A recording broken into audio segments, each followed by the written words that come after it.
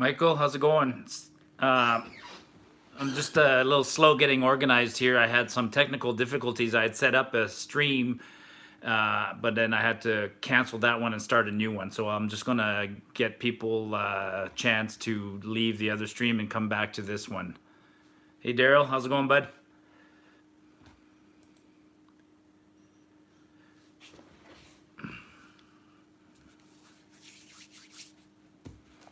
Got a few notes. Hope everybody's enjoying Sunday afternoon. It's busy in my household today. It's the 25th and it's my middle son Patrick's birthday. So Patrick turns 19 today, and so we're gonna have a whole bunch of people over at the house in a short little while.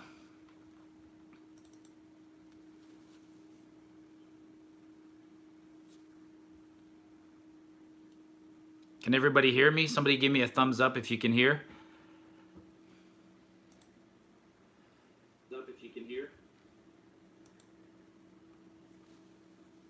Spruce Grove, Alberta.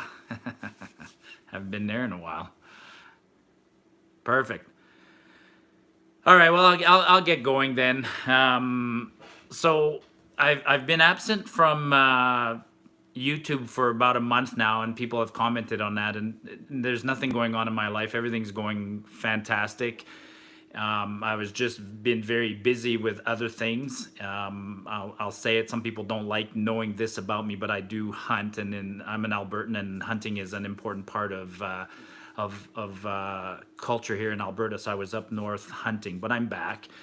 And you saw yesterday that I posted part one of the video that I did when I went to South-Est. But what I wanted to talk about today is I just wanted to mark the fact that this week on the 19th marked my 10-year anniversary on YouTube. So I posted my very first video on YouTube a decade ago, which is remarkable when you think about it. I've been doing this for 10 years. I'm 53, so I started doing YouTube when I was 43. And to be honest, the reason I did YouTube way back then is I was living in Edson. I was in charge of operations at a large facility, and we were doing, in those days we did maintenance procedures that were written, and I thought it'd be interesting if we did procedures that were documented visual on video instead of writing them. And I wanted to explore a place where I could store those procedures, and that's how I came across YouTube. So my first experiment with YouTube was to just upload a simple video to see how the platform worked. And so I uploaded the video, which I shared again with people recently. It's about a 30-second video, and it's me being filmed by somebody else using a rifle to shoot a 2-liter pop bottle. That's it. That's how my simple beginnings on YouTube happened. And now I looked at statistics the other day, and 10 years later, I've published 363 videos on YouTube. So, that's 30 videos a year for a decade, which is, just under one a week kind of thing. So that's a lot of effort to post videos on YouTube. And I like to think that I was a pioneer in the genre, in this style. I mean, when I started posting videos on YouTube, there weren't many people posting videos on YouTube. Today, there's a ton of people doing it, and good for them. And I hope I served to inspire some people. Which brings me to one of the things that I learned about the last 10 years of doing this. One of the things I love the most about the last 10 years of doing this. Hey, Jay, how's it going? It's kind of cool to see people that I've been interacting with for years and years, which brings me up to this point. Hi, Autumn. Tika's not here, Autumn. Well, she's somewhere in the other room, but I've seen a lot of changes over the years on YouTube. Other people coming in, the platform changes, cameras becoming more modern. But one thing that stayed constant on YouTube and that's been fabulous for me is the fact that I got to interact with people on an almost daily basis. I make it an effort upon myself to reply to every question I get. And I love the question, and I've said it in the past. I don't have exact statistics, I'm generalizing, but I would say that 95% of the questions and the comments I get are overwhelmingly positive. 4% of the questions are sort of annoying, and then you got the 1% of questions or comments that are what I call haters. And once you've been on social media long enough, you realize that there are people that are pessimistic and haters. So to all of you who've provided comments and questions and interacted with me over the years, thank you. And this year in particular, you know, one of the things about YouTube, so it's made me interact with people. It's helped me introduce the sport to people, but it's also allowed me to meet people. California with a K. It's allowed me to meet people virtually online, but recently it's allowed me to meet people physically in person. You know, I go on the trail and I get recognized, and whenever I get recognized, I love to say hi to people. And by the way, if you ever see me on the trail, don't be shy. You know, like say hi and come. Oh, Switzerland! Wow, what time is it in Switzerland? Must be like 10 o'clock. So if you ever see me on the trail, come and say hi, please. But back to the fact that that I've met people physically this year. I want to make a note that this year I hiked with 9 people that I'd never hiked with before. So, and I'm just going to give a quick shout out to those people if they're watching. So Stuart Howe from out east came for a hike, and it didn't work out because Stuart got injured. But I met Stuart. I met Christian, who I'd collaborated with and talked to on Twitter many years and Facebook, and I finally went hiking with Christian. Jonathan Delfaux, who's a francophone, I met him and I hiked with him. I met Evan a year ago, and I'm going to make a special commentary about Evan. But I met Evan's wife many times, but I went hiking with Evan and my wife. So I met Amanda, Evan's friend Brendo, congratulations. If some folks, if you remember the Section E hike that I did, Michelle Lake, Brendo was there, and Brendo had that famous moment when we crested Cataract Pass, and he said, you know, I think this is one of the hardest things I've ever done in my life. And I joked with him, I'm like, buddy, number 1's going to become number 2 tomorrow because we're going over a harder pass, and number 2 is going to become number 3. So we put him through his paces, but Brendo was a trooper and he did fantastic. The winner of the contest that I did, Jason from up north, JT, went hiking with him. And matter of factly, I'm going hiking with JT very shortly here. Jeff joined us, the Wandering Panda. So I went on a hike, the contest hike with Jeff, and I did another hike with him afterwards. And then buddy Daryl, who I'd met in person, had lots of interaction with, finally went on a hike with Daryl, and James, a person that I had helped or interacted with on Facebook through the backpacking community on a site called Backpacking in the Canadian Rockies, a site established by none other than Matty Outdoors. So this year was fantastic. So I got to hike with like 8 people that I'd never hiked with before because of YouTube.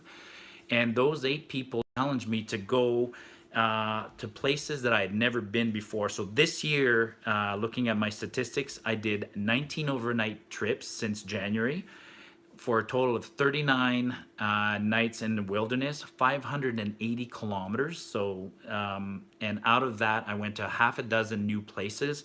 So I had never been to South Esk, which was on my bucket list. So I'm happy I got to go to South Esk. I had never been to Eagle Lake. I had never been to Junction Creek. I had never been to Michelle Lake. So a couple of places that I got to go this year. So again, it's all to say that for me, YouTube has been a fantastic journey. Now, I scared a few people a couple of days ago when I made just a post on the community site that said I was kind of getting to the end of my YouTube journey, and I might be, because I have a lot of other projects I'd like to do. The 23rd was a couple of days ago. 23rd was another significant anniversary for me, big anniversaries this week, because it's been a year since I left my job. So I resigned from my job. Hi, Marty from Barcelona, Spain. Good to hear from you. Yes, thank you. Nice to hear from Barcelona. I hope you guys don't have snow. I should turn the camera around and show everybody. We've had about 2 weeks of snow here, and but back to what I was just saying. So I've been unemployed for a year. I wanted to take a sabbatical, a year off. In the middle of my because I had plans of traveling, but in the middle of my sabbatical, COVID-19 hit, which really affected my plans. I wanted to go hiking down south. I had plans to go to South America, and all those plans fell through because of COVID-19. The good side is it allowed me to keep exploring here in Alberta and British Columbia. But the year of sabbatical has turned into the fact that I've actually settling into the idea of being retired. My finances are okay. My kids are growing up and they're doing okay. And so I might not be going back to work, and I have other projects that I wanted to do.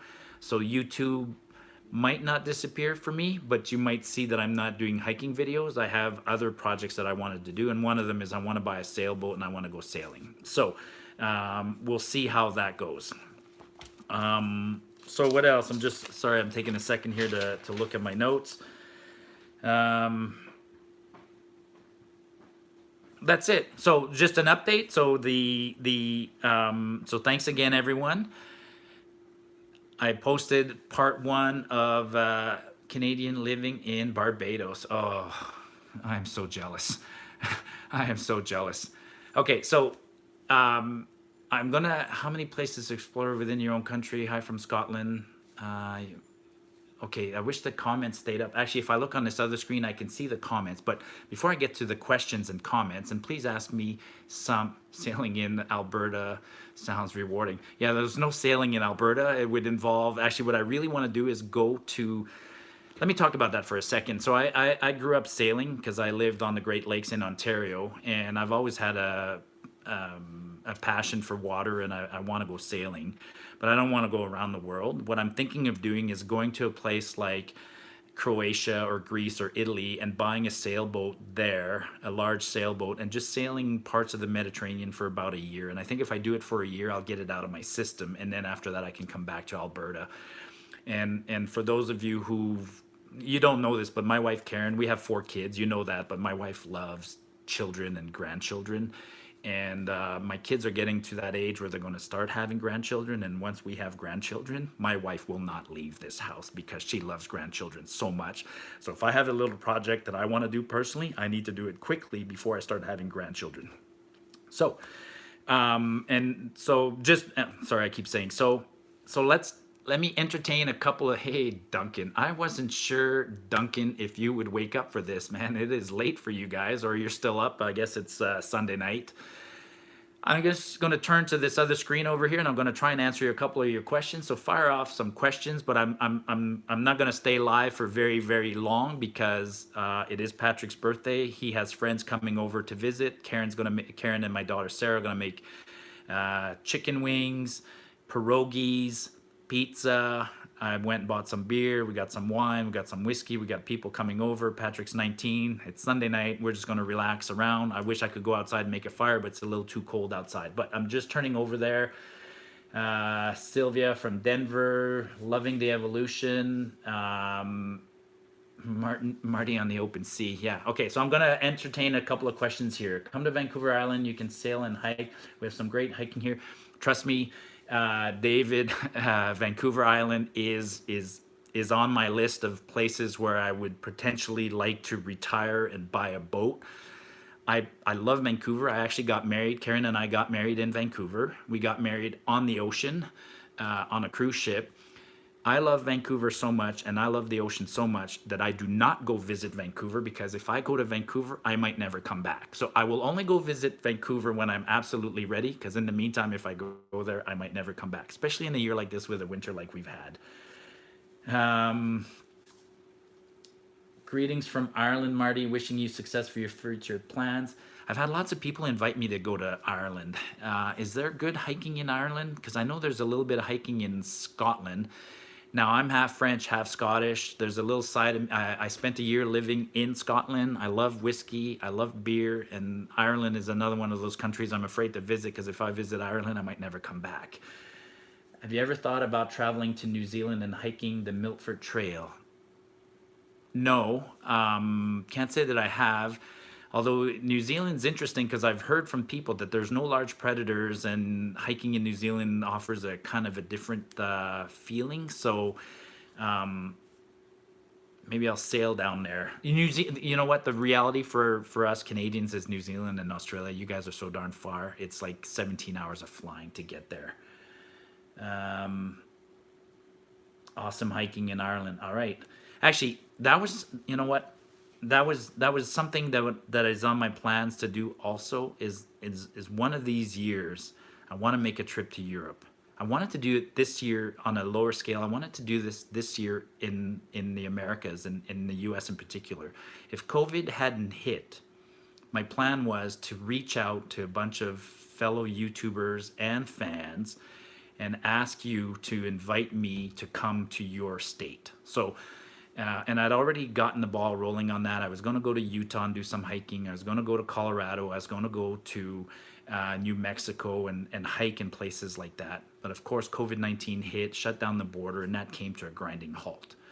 But that was going to be a test, because if I did that successfully, and I'm sure it would have been successful, then I would have done a bigger version of that where I would have asked people to in Europe, because I know I have fans in Europe. I would love if somebody from Sweden and people from Norway and Finland and Ireland and Scotland and places like that invited me and guided me or hosted me there. So those plans of hiking in Ireland and Sweden and elsewhere, they're not gone. They're not gone. But the easy one would be to do the United States first and then go do Europe second. And I want to talk about something. So I wanted to talk about this and I forgot to talk about this. So I do want to thank one person in particular, because I hiked with a bunch of new people. I don't know if he's online now and if he's even listening, but Evan Robertson, if you're listening, thank you, my friend, because of you, hiking this year has been an absolute joy. And so you folks know Evan as Chef Evan. And maybe you don't know the way I met Chef Evan, but I'll tell you something. So I met Chef Evan when I did an earlier, not quite a contest, but a year ago, last summer, I hosted a gentleman named Eric from California. So Eric came to Canada and I went on a hike with Eric. Eric had been a fan.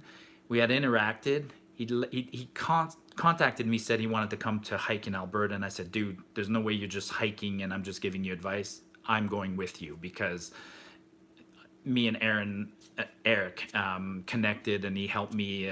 He connected in ways that he might not appreciate when my father was having difficulties. So I met Eric, and on my way, and just before I went to pick up Eric at the airport, I did a live stream like this. And on that live stream, after that live stream, I did this live stream, and then I said that I was picking up Eric and we were going to go hiking. Well, shortly after the live stream, Chef Evan texts me on. I can't remember if it was a direct text or if it was on another social platform, but he texted me and he says, you should bring Eric over to the restaurant. You don't know me, I'm a chef at this restaurant, and so forth, and come on over. And I want to talk about that because I've given that example many times. It would have been easy for me to say no when Evan invited Eric and I.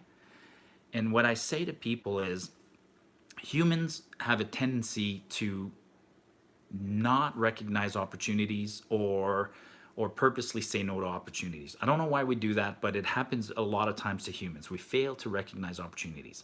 And so when when Evan invited me to come over there, it could have been easy to say no, but instead, in my philosophy is no. When an opportunity presents itself, grab it. So I went over there and I met Evan, and we hit it off. And we've been hiking ever since. And as you saw in the video that I just posted, when I met Evan, he had only ever been on an overnight hike. And his goal was to get longer and longer and longer. So I helped him get to the point where we could hike 6-7 day hikes together. But he also had a second goal, which was he wanted to cook gourmet in the backcountry, but cook gourmet on a long trip. And you'll see in this video that, it'll be a multi-part video, but I thought there's no way you're going to cook 8 gourmet meals because the weight's going to kill us. And by the way, some people, just so you know, when Evan cooks those gourmet meals, we separate the weight at the trailhead. He's not the guy who carries all the food. But congrats, Evan, because it's been an amazing year and you've accomplished your goals. You hiked 7 days, 8 days, 7 nights, and you cooked us gourmet meals for all those nights on that trail. But just quick lesson, man, folks, when opportunity presents itself, grab it. And sometimes it's disguised, sometimes it's bold and it's staring you in the face. But if you have an opportunity, grab it. And when I met Evan and when I said, sure, I'll go to the restaurant to meet him, I didn't have an ulterior motive that day. I wasn't thinking about, could we help each other financially or business wise or whatever. It was just a person who reached out and said, come on over for dinner. And I'm so glad I met him because it's enriched my life to meet that man. So, thank you, Evan. I hike to carry away every hike. Couple more questions. Do you like football? CFL. Yeah, I love football. One of the major casualties of COVID-19 is that after 103 glorious years, the Canadian Football League canceled the season this year. That's so sad. All right, folks, it's been 20 minutes. It's been fantastic. I just wanted to, get a few things not off my chest, but fundamentally, apparently I say that all the time. I wanted to thank everyone. It's been an amazing 10 years. I'm not done. I have definitely this year a bunch more videos to produce, and you might see less hiking videos in the future, but you'll still see me on YouTube because I might start a new chapter of some new adventures. Stay tuned, and I'll leave it at that. So thank you so much, everyone, and I will, if you text me some questions or put some questions in the comments after I do this, I'll still answer the questions. I'll go through them, but I love you all, and thanks everybody, and we'll see you off the beaten path.